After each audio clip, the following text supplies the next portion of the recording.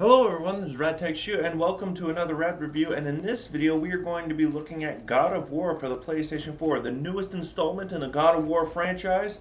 We're going to be looking at it and seeing whether or not it lives up to the high expectations that its predecessors have set. So without further ado, let's get right into the review.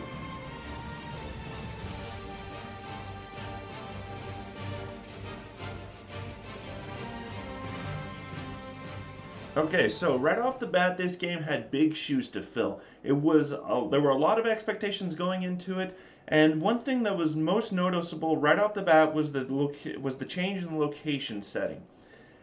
We are now farther up north into the Norse mythos, into the realm of the Norse gods, Odin, Thor, Loki, stuff like that. We're far up north. We've gone away from the Greek background that all the previous God of War installments have taken place in. And now Kratos is not only changed in terms of his location, but also in terms of his position and the role that he serves. He is now a father once again. However, he's not just a father, but also a mentor, and it's up to him to show his son Atreus the ropes on how to survive, how to fight, and how to get by, even if it means by killing those who oppose you.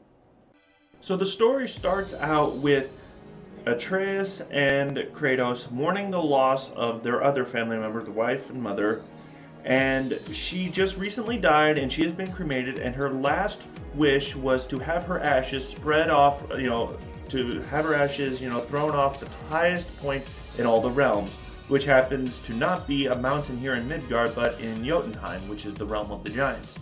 And you're going to be visiting a lot of these other realms. Not all of them, but you will be visiting a lot of different realms and different worlds. But most of your story takes place in the realm you're in, known as Midgard. However, as you're getting ready to set out on your journey, you encounter this strange traveler who turns out to be Baldur, one of the sons of Odin and the half-brother of Thor. He attacks Kratos. He antagonizes him. Kratos is first like, hey man, just leave us alone. We don't want any trouble, but he just refuses to listen, and one hell of a fight breaks out. And Kratos is forced to fight him off and send him tumbling down a cliff, and thus begins the journey of being hunted by the god Baldur. And Kratos has no choice but to take his son Atreus with him on a journey, even though he thinks Atreus is not ready.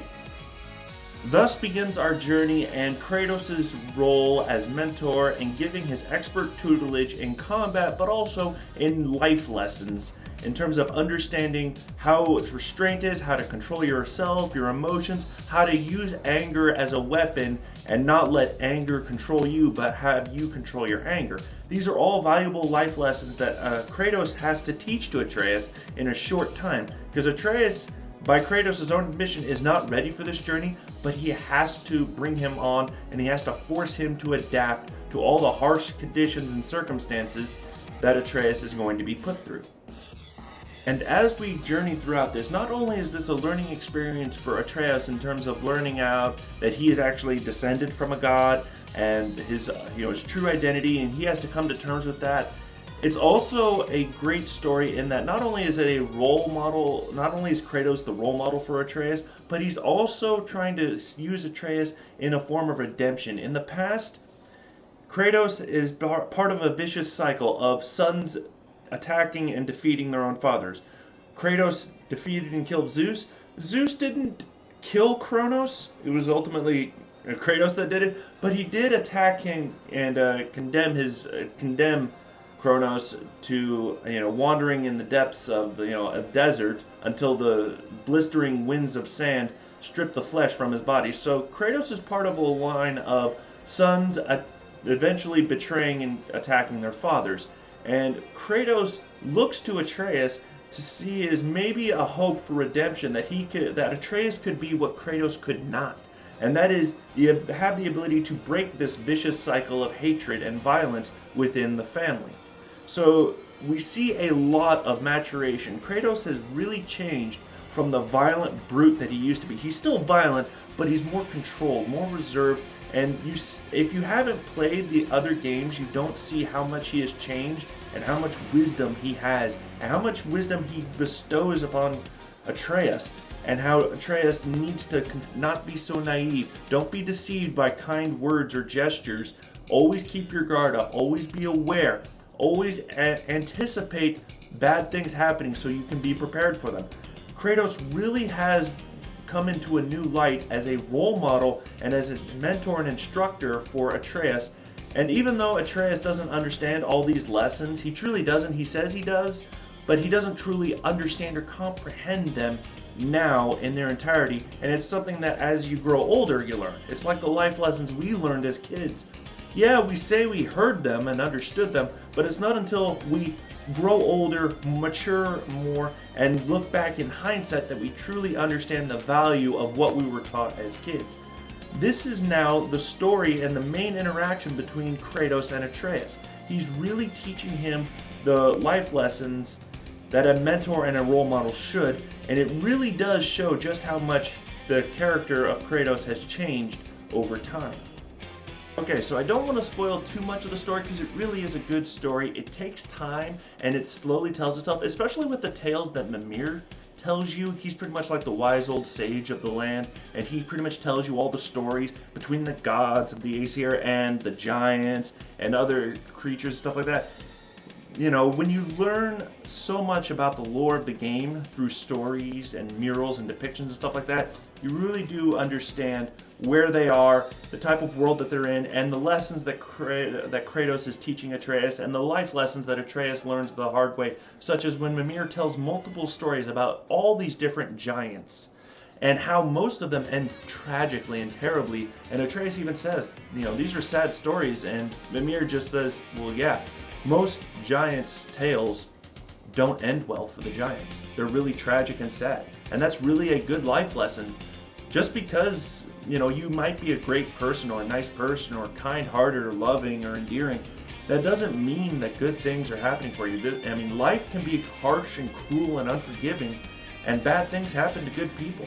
And sometimes, you know, assholes get away scot-free, like with Odin. Odin is a complete asshole, and yet he's the one calling all the shots and abusing all the authority and power that he wields. And he gets away with it because he's the one in charge. So this is a great life lesson, a series of life lessons that Kratos is teaching Atreus, and Atreus is learning and exposing himself to, and it's going to do nothing but help him grow and mature as you progress through the story, as well as Atreus learning the fact that his father is a god and therefore he's descended from a god. Atreus gets a little high on that power and that feeling, and he even walks around for a time going, we're gods, we can do whatever we want. But eventually reality sets in and he has to rein himself in, and Kratos has to literally kind of put his foot down and just be like, you can't just do whatever the hell you want. There are consequences for your actions even if you're a god. And these are all valuable life lessons that Atreus is going to learn slowly but surely, either the easy way or the hard way, but these are important life lessons for Atreus. Alright, now moving on to the combat system. The combat system has been slightly changed. Instead of starting off with your Blades of Chaos, which is a staple in all the previous God of War games, you now have an axe. You have this Nordic axe, which was your wife's. She has given it to you, and it is actually quite badass and a formidable weapon. You can throw it, and once you press the triangle button, it'll automatically return to you.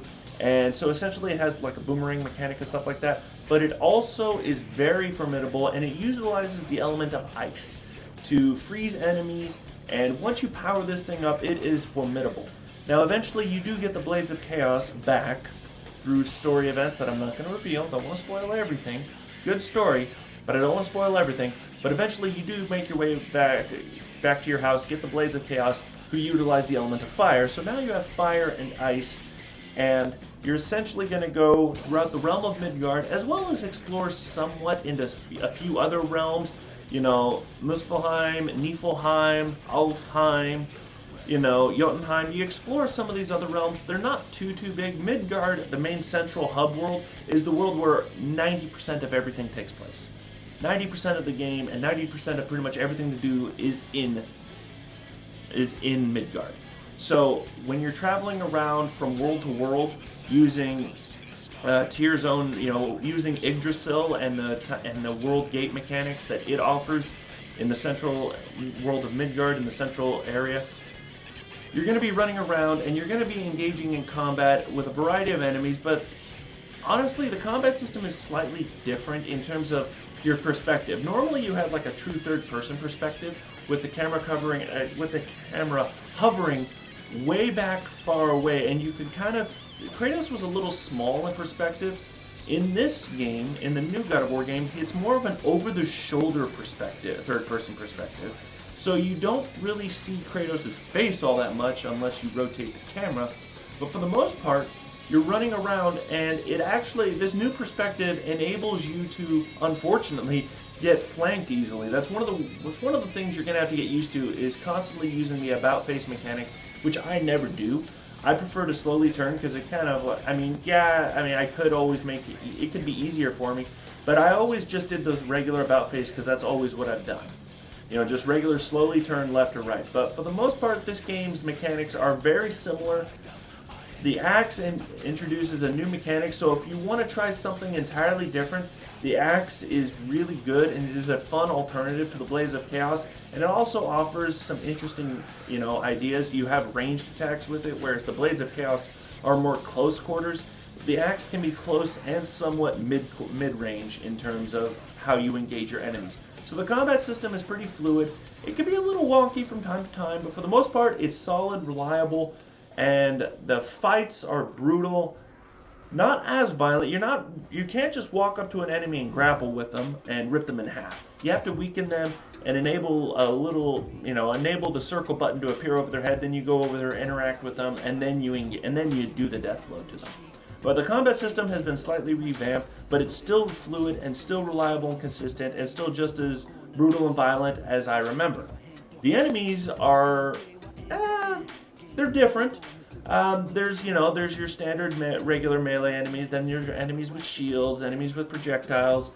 Eventually you'll find some good mid-bosses and stuff like that. Baldur himself can be a pain. The Valkyries, they can kick your ass when you're not ready for it, so if you're not leveled up enough, and if you don't upgrade your equipment and upgrade your armor and level up your character's base level, from starting at level 1 all the way up to level 6 or 7, certain enemies, certain optional boss fights are just going to be a nightmare for you.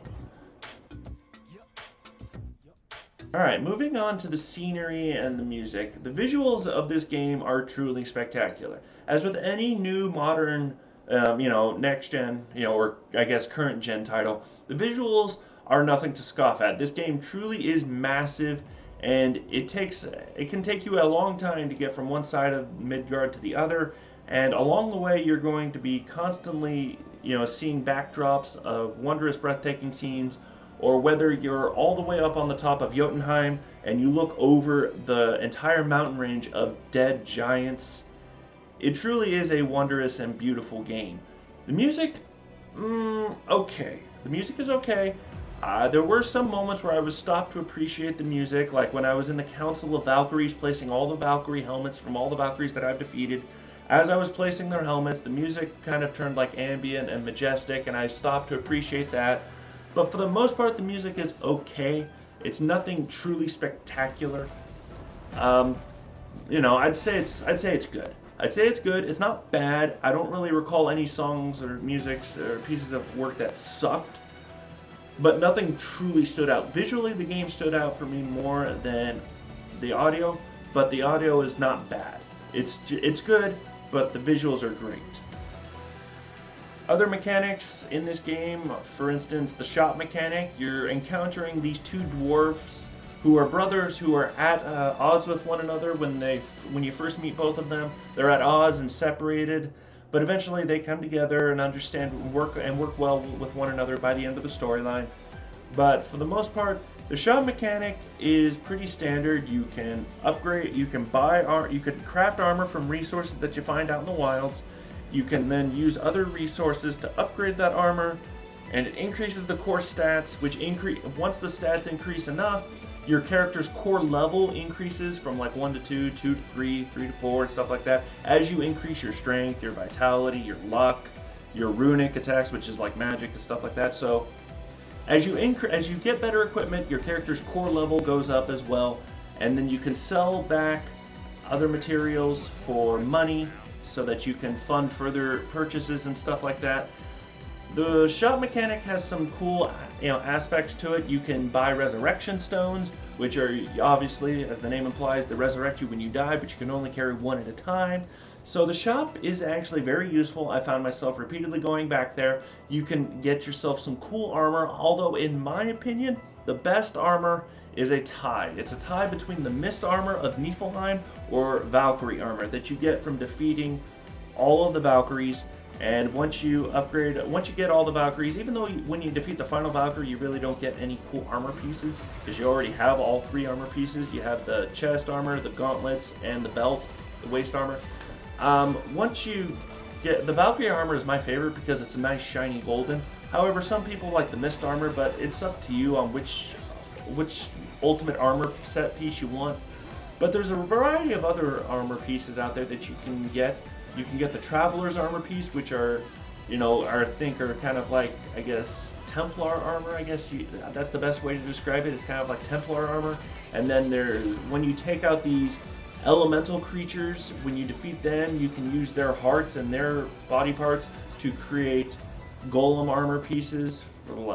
So there's a lot to do with the shops. There's a lot of optional things, and if you want to get Platinum Trophy, like I did, you're gonna have to go off and find all these resources and craft all these armor pieces. It's not exactly, this game isn't all that grindy. The most grindy aspect of this game definitely is Niflheim and the Mist area and the, Ivaldi's workshop area of Niflheim. That's definitely the most grindy, but it honestly isn't all that bad. Whether, I did it on normal difficulty, not on easy, and even still it wasn't all that bad.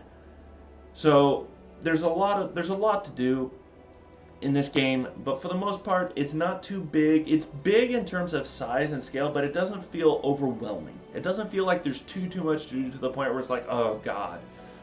Killing killing the ravens can be tedious. Just look up online guides and stuff like that if you're going for that platinum trophy. But there's a lot to do. This game has truly a lot to offer. It's a wonderful game. I truly do like this game, and that is why my final score for this game is going to be a very, very solid 9 out of 10. 9 out of 10, only because this game I felt like could have had more in terms of the story, incorporating more of the gods, because you really don't interact with Odin at all. You hear about Odin, you hear all the bad things, how much of a badass he's done, and how much of an impact he's going to have come Ragnarok, but you don't interact with Odin, you don't interact with Thor. Loki is pretty much AFK, like the biggest names, and you really have no interaction with them. Baldur is the one you interact with the most. Baldur and the fallen goddess Freya, who, the Witch of the Woods, she reveals, oh yeah, I'm Freya, but I just didn't tell anyone. And so you really interact with lower tier characters in my mind. I'm not knocking anyone who likes Baldur, but I was hoping to at least have more interaction with Thor rather than that last final cutscene in the game where you have a dream sequence where you supposedly fight him after when he comes to avenge the death of his sons and his brother Baldur after you killed him. So, I would have liked to have had more interaction with the Norse mythos, but this is more of like a game. This game kind of sets the stage, and it sets up well for a sequel. Ragnarok doesn't happen.